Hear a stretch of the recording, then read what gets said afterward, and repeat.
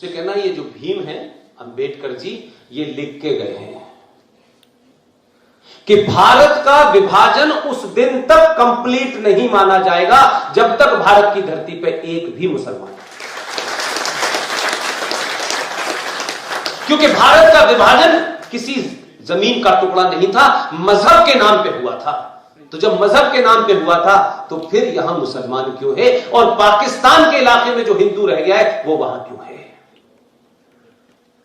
इसलिए वहां जो रह गए थे वो अपनी मर्जी से नहीं रहे, वो वहां रह रहे थे। उनको पता ही नहीं था सिंध में क्या हो रहा है, बलूचिस्तान में क्या, उनको पता ही नहीं था। सिर्फ डिवीजन हुआ तो पंजाब का हुआ और बंगाल का हुआ। वो लोग तो समझ भी नहीं पाए कि हम यहां क्यों हैं। और जब वो आना चाहते हैं तो जो मुसलमान 1946 में 1946 के जो चुनाव है उसका रिजल्ट पढ़ लीजिए।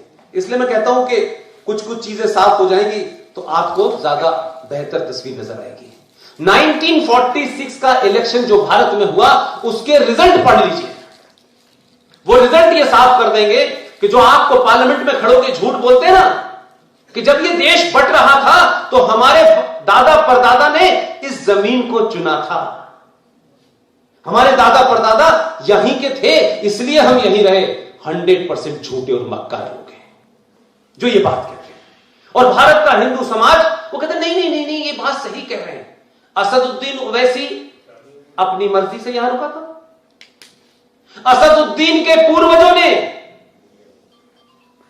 1 लाख रजाकारों की फोर्स बनाई थी जो भारत की सेना से लड़ रही थी, क्योंकि वो हैदराबाद को पाकिस्तान ले जाना चाहता था। ऑपरेशन पोलो किया पटेल ने और इतने पिटाई की तो वो निजाम रातों रात भाग गया यहां से। अब यहां रह गए तो हम आज के हिंदुओं को उनका इस एहसान मानना चाहिए कि देखिए उनके बाप दादा ने चुना था। तुम्हारे बाप दादा ने तो पाकिस्तान के लिए वोट दिया था। इसलिए उस चुनाव का जो रिजल्ट है इसलिए बताना चाहता हूं ताकि आप तथ्यों के तौर पर मजबूत रहें। उत्तर प्रदेश में जो टोटल भारत की जो सीटें थी जो हमारे यहां असेंबली कहलाती थी उसकी 1585 सीटें थी, देश भर की जितनी असेंबलीज थी। और जिसे आज आप लोकसभा कहते हैं उसकी कुल मिलाकर के 102 सीटें थी। तो उन 102 सीटों में से 30 सीटें मुसलमानों के लिए कॉन्स्टिट्यूंसी रिजर्व थी और 1585 सीटों में से 492 सीटें मुसलमानों के लिए रिजर्व थी।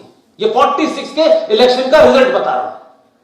और मुस्लिम लीग का नारा था मर मर के लेंगे पाकिस्तान, लड़ लड़ के लेंगे Pakistan. This was the slogan available in archive.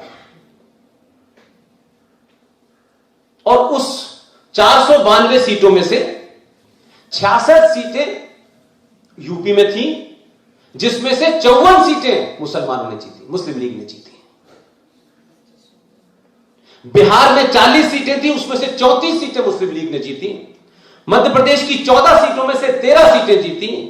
Bombay की 30 सीटों में से 30 सीटें जीती। मद्रास की 28 में से 28 जीती और आसाम की 34 में से 31, पंजाब की 86 में से 74, बंगाल की 109 में से 113 सीटें जीती। फिर भी मुसलमान कहते हैं हमारे बाप दादा ने तो भारत में रहने का फैसला किया था। 492 में से 429 सीटें मुस्लिम लीग ने जीती है। वो आज भी हमारे ऊपर एहसान कर रहे हैं कि नहीं हमारे बाप दादा ने भारत को चुना था। नहीं चुना था। और अगर दिल न भरा हो आपका, आर्काइव में जाइएगा, मौलाना आजाद की आखिरी तकरीर को सुन लीजिएगा। अगर आप किसी चीज को देखने की अगर आपका विजन क्लियर है तो आपको सही बात समझ में आएगी।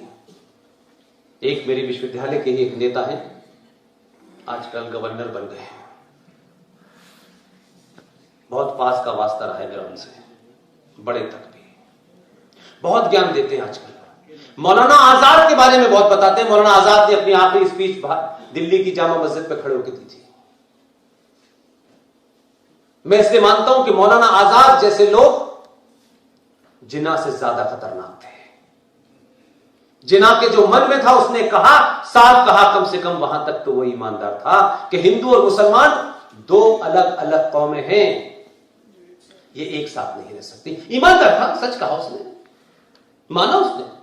लेकिन मौलाना आजाद ने क्या कहा, ऐ मेरे मुसलमान भाइयों, जो तुम कर रहे हो इससे हिंदुस्तान के मुसलमानों का बड़ा नुकसान होगा। जो तुम्हारे ख्वाबों का पाकिस्तान है वो तुम्हें यही मिलेगा,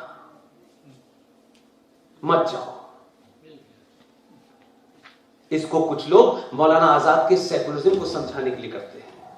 मैं कहता हूं मौलाना आजाद वो काम कर रहा था जो आज असदुद्दीन ओवैसी कर रहा है। मौलाना आजाद ने रोका यहां मुसलमानों को, और 70 साल के बाद इस देश का बहुसंख्यक समाज क्या कहने लगा है, यार हम फिर दोबारा से 1947 की तरफ बढ़ गए। 2020 की टेलीविजन डिबेट में कश्मीर का शहर मुफ्ती टेलीविजन पे आके कहता है कि जब हम 7 करोड़ थे तब हमने पाकिस्तान ले लिया है, अब तो हम 30 करोड़ हैं, मुल्क हमें दोबारा से चाहिए। आप दे देंगे, दे दे। जो समाज अपने घर की 1 इंच जमीन नहीं देता, वो इतनी बड़ी जमीन देने के बाद भी बैठा हुआ है। और उस मौलाना आजाद ने सही कहा, और तमाम सारी लीडरशिप जो कर रही है वो बिल्कुल साफ साफ कर रही है, सोना तो आपने सीख लिया है। आजाद भारत के अंदर, भारत की संसद में जो जघन्य अपराध हुए वो शायद ना तो आपके नेता बताएंगे, क्योंकि उनका कुछ और इराद है। हर नेता का अलग दुकान चल रही है, और 28 दुकानें इस देश में सेकुलरिज्म की हैं, और हर सेकुलरिज्म की दुकान पे 2 मुसलमान बिकते हैं। वो नहीं बताना चाहते आपको कि हमने संवैधानिक तौर पर भारत की संसद में क्या क्या ऐसा करा है जिससे ये देश अब आपके पास है ही नहीं।